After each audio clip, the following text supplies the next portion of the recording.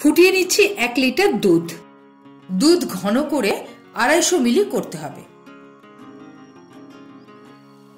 আজ দেখাবো খুব চটপট বানানো যায় কিন্তু দুর্দান্ত স্বাদের একটা মিষ্টি বেকড মিহিদানা। এটা বানাতে আপনি কনডেন্স মিল্ক ব্যবহার করতে পারেন, রাবড়ি ব্যবহার করতে পারেন, অথবা দুধ ফুটিয়ে খুব গাঢ় করে নিতে হয়, যেমন আজকে আমি করে নিচ্ছি। নমস্কার, আমি ঝুমু পলি, পলিগ্রিলে আপনাদের সবাইকে স্বাগত। দুধ বেশ ঘন হয়ে গেছে। এবার এর সঙ্গে মেশাবো 50 গ্রাম চিনি, হাফ টিস্পুন এলাচ গুঁড়ো। দুধ যথেষ্ট গাঢ় হয়ে গেছে, আজ বন্ধ করে ঠান্ডা হতে দিন।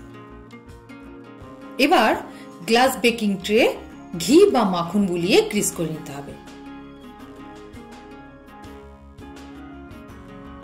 গ্রিস করে নেওয়া বেকিং ডিশে প্রথমে দিয়ে দিন রাবড়ি বা কনডেন্স মিল্ক।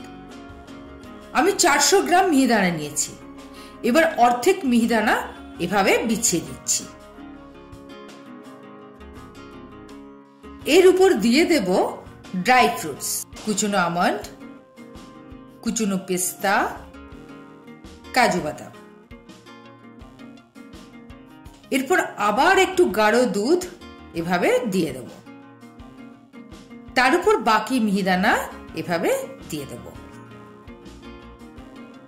এবার দিয়ে দেব বাকি দুধটুকু।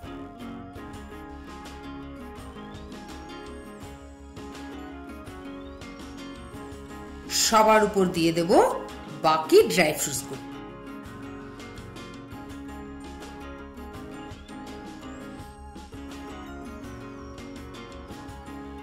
ব্যাস, প্রিপারেশন রেডি। এবার 180 ডিগ্রি তাপমাত্রায় 15 মিনিট বেক করে নিতে হবে। রসালো বেকড মিহিদানা বাড়ির জন্যই হোক বা হোম পার্টিতে যখনই সার্ভ করবেন সবাই আপনার তারিফ করবে। ইচ্ছে করলে দোকান থেকে কিনে খেতে পারবেন না এই মিষ্টি। তাই এরকম বিভিন্ন রেসিপি জানতে দেখতে সাবস্ক্রাইব করুন আমার চ্যানেল। আসুন দেখিনি কেমন হলো বেকড মিহিদানা। আহা, উপরে ক্রাশটা দেখেই বুঝতে পারছেন খুব সুন্দর বেকড হয়েছে। আসুন এবার সার্ভ করে দেখাই।